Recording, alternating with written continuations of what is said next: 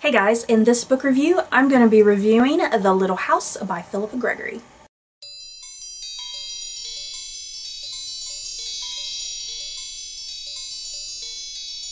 The Little House tells the story of two very different women. First, there's Ruth, who is a young career woman who is new to motherhood. Then there's Elizabeth, who is Ruth's mother-in-law, who is the epitome of a perfect housewife. The two women clash in their opinions on how a child should be raised, how a household should be run, and Ruth's sanity is put to the test as her mother-in-law continues to interfere. The Little House is an intense psychological thriller about isolation, traditional conventions, as well as dealing with the things that women fear most. Wow, wow, wow. Brilliant. Philippa Gregory. Oh, I didn't think I could love you more. In the hands of another author, this book could have been slow and boring.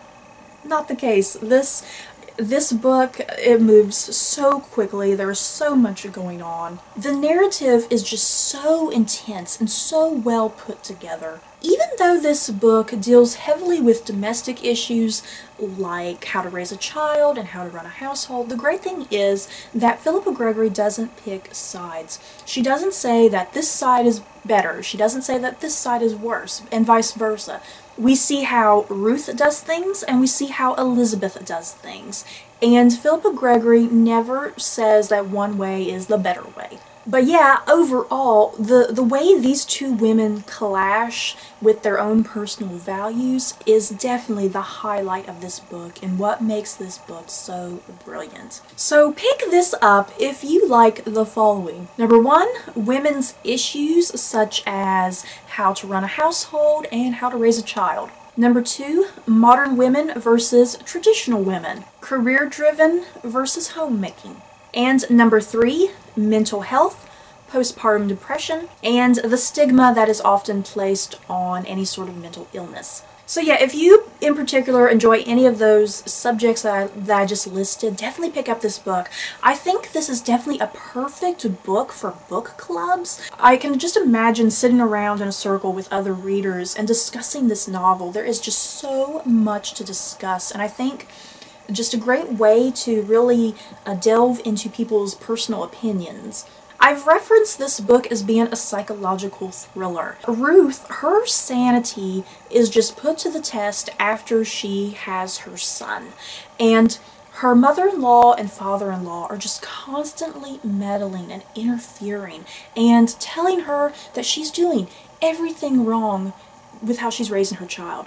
Plus, to make matters worse, her husband does absolutely nothing. He is probably the most despicable character in this entire book. I guarantee you, any woman who reads this book is not going to like her husband. Ruth's husband, Patrick, he is just a spoiled mama's boy who gets everything that he wants. And he listens to everything his mother says. And then on top of that, it doesn't help that poor Ruth, she just does not have any maternal instincts towards her son, and she just really has no idea how to raise him properly. So that's where the mental illness aspect of the story kicks in. Everyone realizes that Ruth has postpartum depression, and no one knows how to deal with this in the proper fashion. Everyone just looks at Ruth like she is insane and that she has to be someone who has to be gotten rid of.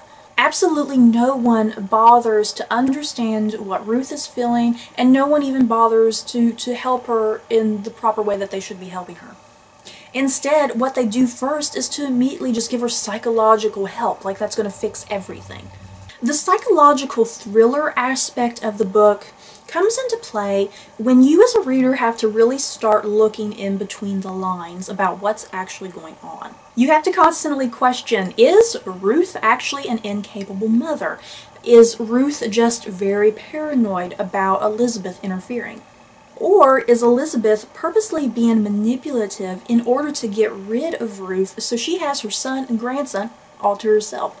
Or does Elizabeth truly want to help Ruth get better?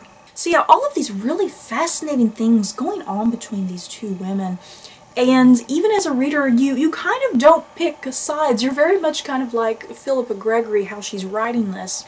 You don't side particularly with either woman.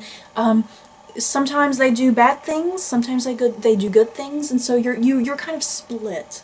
But yeah, a highly dramatic book, very intense, very psychological.